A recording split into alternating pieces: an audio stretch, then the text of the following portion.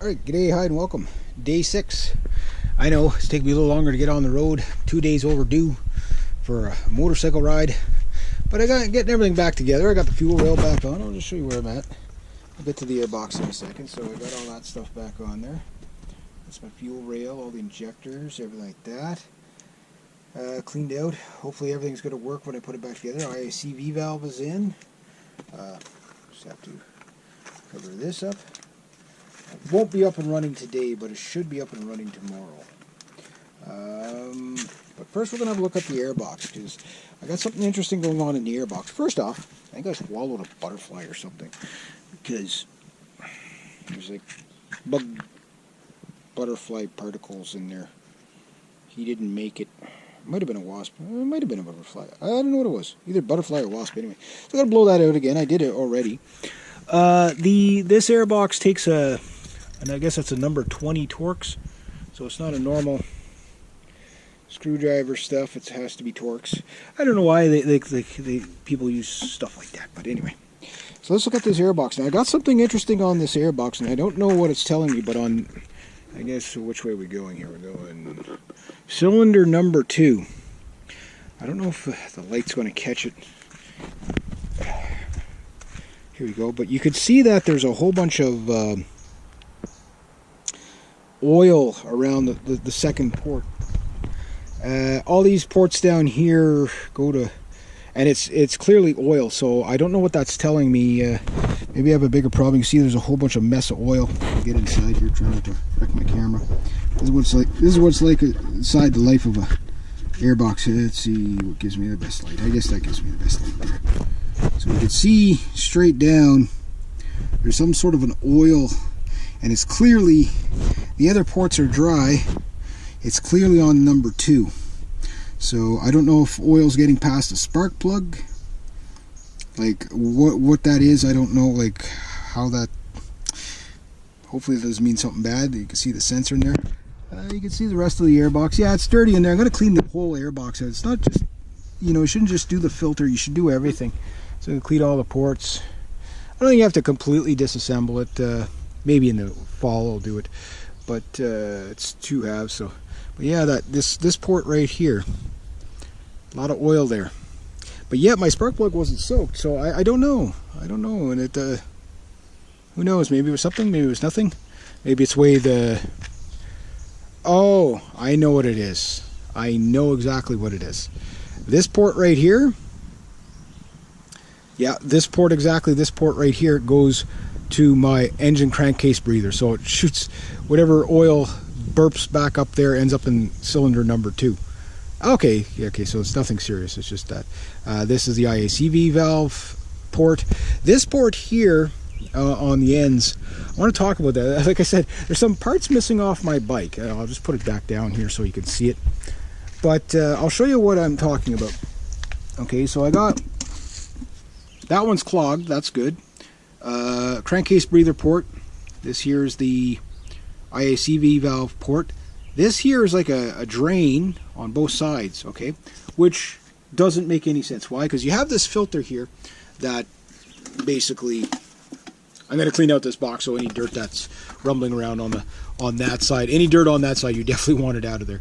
But this just basically fits in like so, and has a diaphragm on it, and you can blow these out and reuse them, and it just goes in like so, right? Okay. Now that's a seal on there so that nothing gets past there. Okay, but then we got this port and this port, okay, which hooks up to, on this side I got that little cap, and it goes to this hose, and I can't quite see the end of this hose, but it looks like this hose goes all the way back to here into something. Maybe yes, maybe no, I don't know. It's wherever it goes, it goes. Or maybe it just drains out on the ground. But then this other one has nothing, and I can't seem to find that other hose. There is no other hose like this. I was looking for another hose like this. I thought, well, maybe it fell off. But there just does not appear to be a hose like that on the bike. So that means this filter, which is doing a fantastic job, you can see Mr. Butterfly, he tried to get in my engine, but he didn't make it. Did its job, and there's a whole bunch of dust in there, and you can clean these things out very gently with blow them out. But then you got a port right here, right beside my, I guess it's the number 4 cylinder. Yeah, I'm trying to think of the number 1 cylinder.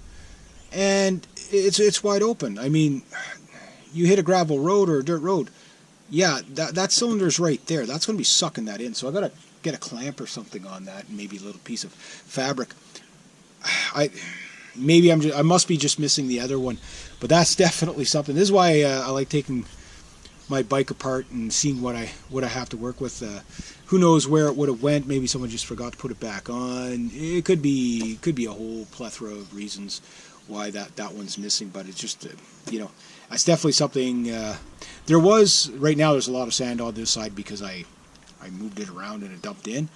But so whenever you take your airbox apart, just be very careful when you pull the filter out, because any sand that's on this side is going to fall into the other side, and you have to get all of that out. Granulate of sand is it's always so dirty here. Granulate of sand going in through your engine can destroy your engine. So yeah, so I gotta do something about that, fill that up. Hopefully I get this done today. If not, well, it'll be done tomorrow. And either way, I'd like to have the bike fired up tomorrow anyway, so have it for the weekend. July 1st is just around the corner, so I definitely want to have the bike up running around on July 1st. But I still don't know if I've rectified my problem yet. I'll know as soon as I start it and ride it around. So that'll tell me whether the bike's done for the season. The only other things it could be, if it's not the stuff I've already dealt with, possibly a weak coil, valve timing, or after that it's the ECU timing, the mapping, which I don't know what it'd be, but or the spark plugs. So I got 4 possibilities of why this bike runs rough at the, why it's doing that hesitation and stuff like that. So basically what I did is maintenance, and not only maintenance, but just process of elimination and stuff like that. There's a few more things I want to do to the bike. I want to clean up down here and get that all off.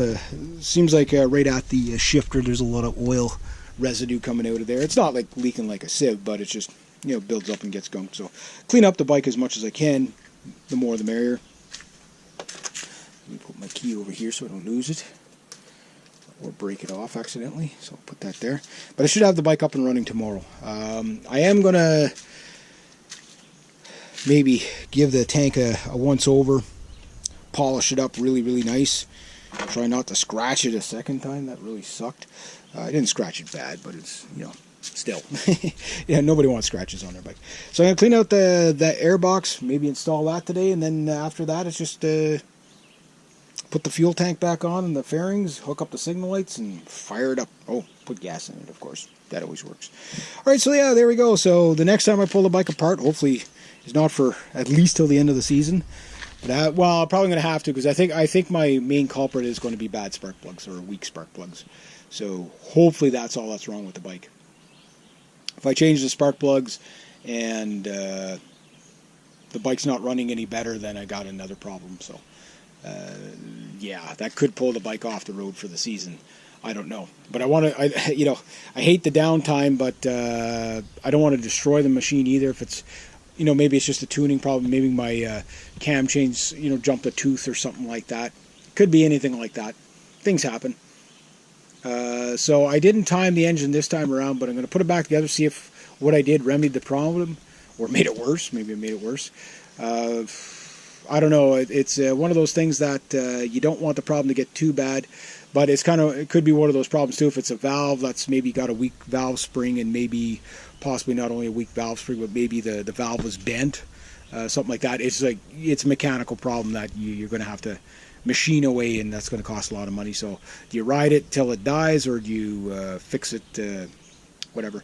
So anyway, that's what I've been doing. It's day 6. I do definitely want to go. I'm like dying to go for a ride again, but it's been a kind of a fun little journey in there, just seeing what it does, seeing what I've got to work with. Anyway, I'm going to leave it at that. I'm going to get the airbox nice and clean. I probably don't have time to finish it today, because I always have a million things to do. Like, had to cut the grass today, and do this and do that. So I average about 2.5, 3 hours on the bike each day. So it was a lot of work I did on that, just checking things, So just hopefully everything's going to work fine and get the rest of the season out of the bike. without any problems. Yeah. Anyway, I'll leave it at that. So I'm going to get to the airbox, clean it out, and see what's going on after that.